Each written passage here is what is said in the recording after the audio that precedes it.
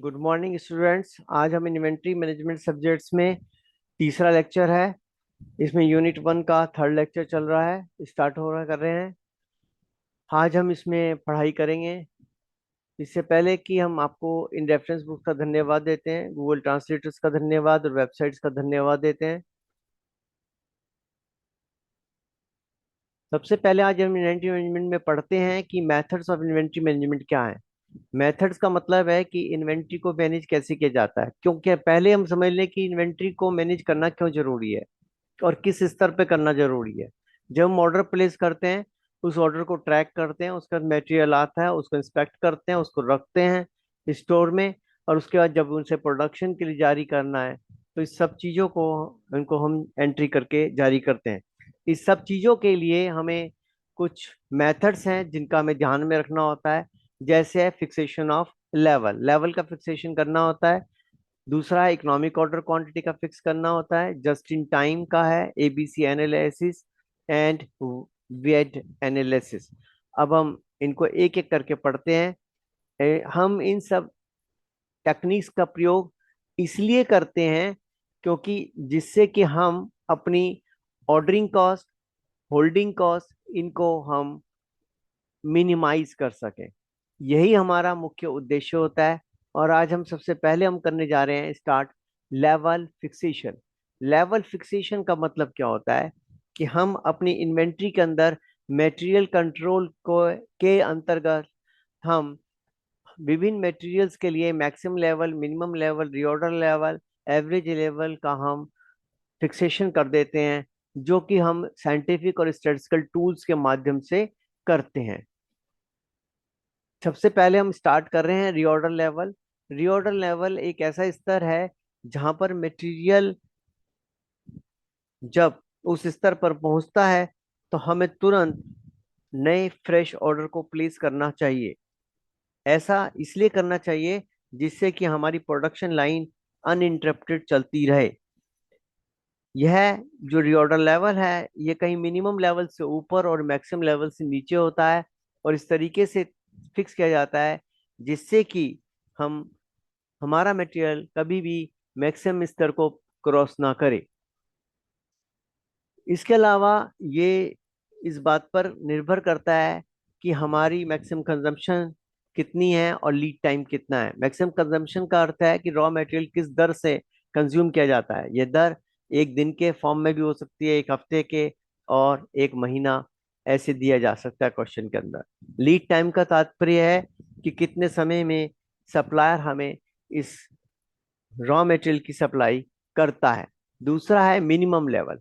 Minimum level से तात्पर्य एक ऐसे स्तर से है जिससे नीचे हमारा मटेरियल नहीं जाना चाहिए।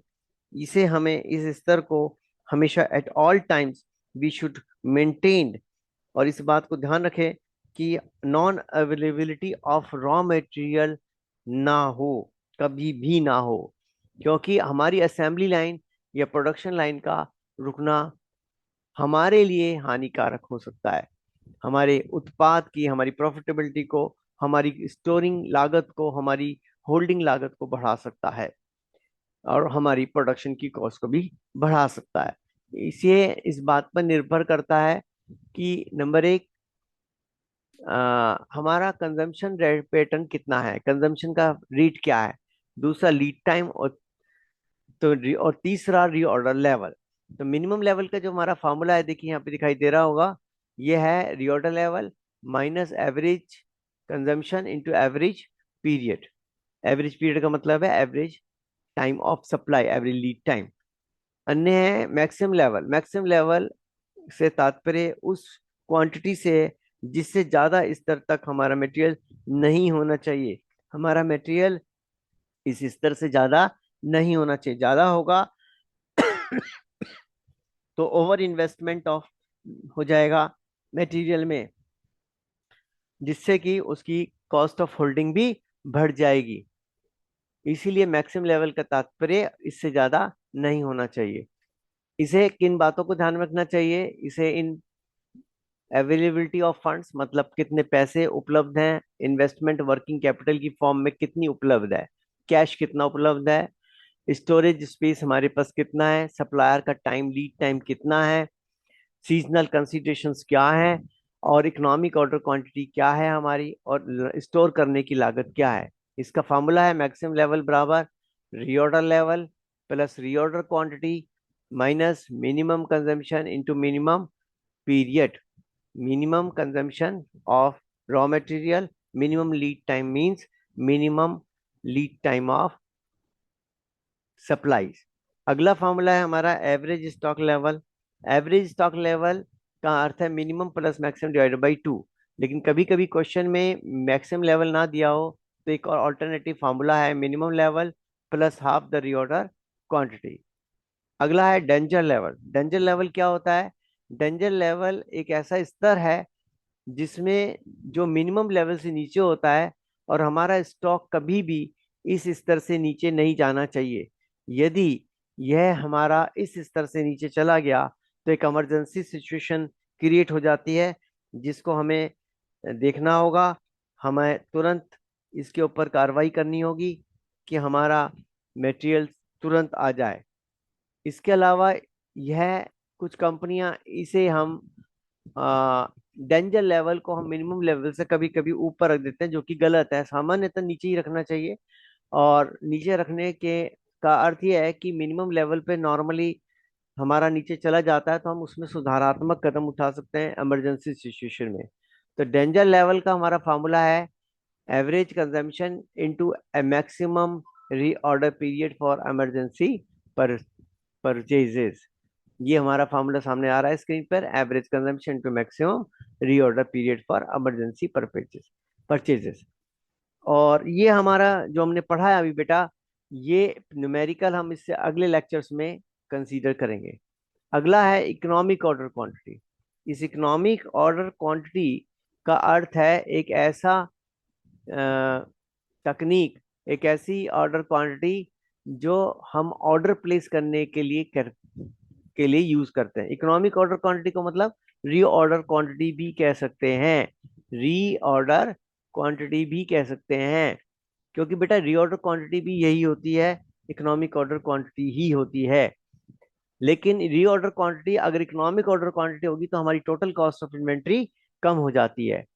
इससे सबसे बड़ा फायदा है कि इकोनॉमिक ऑर्डर क्वांटिटी के अंतर्गत होल्डिंग कॉस्ट और ऑर्डरिंग कॉस्ट के बीच में एक बिल्कुल ब्रेक इवन पॉइंट आ जाता है। लेकिन कभी कभी बाजार की वस्तु स्थिति को देखकर हमें कंसीडर सोचना पड़ता है कि हमें इकोनॉमिक ऑर्डर क्वांटिटी को हमें चेंज करना पड़ सकता है। लेकिन ये एक बैलेंस्ड अप्रोच है, अच्छी अप्रोच है, विद सम एजम्पशंस हैं। इसका भी न्यूमेरिकल होता है हमारे पास। तो हमें ये भी ध्यान रखना चाहिए कि इकोनॉमिक ऑर्डर क्वांटिटी के कुछ और नाम भी हैं, जैसे standard order quantity, economic lot size, economic order quantity तो इसका नाम है ही हमारे पास। और कभी कभी अब इसके अंतर्गत एक बात ये ध्यान रखिए कि जब हम छोटे ऑर्डर देंगे तो हमारी ऑर्डरिंग कॉस्ट बढ़ जाएगी, लेकिन होल्डिंग कॉस्ट कम हो जाएगी। लेकिन अगर हम छोटे ऑर्डर देंगे, ऑर्डर कॉस्ट बढ़ जाएगी लेकिन ऑर्डरिंग होल्डिंग कॉस्ट कम हो जाएगी।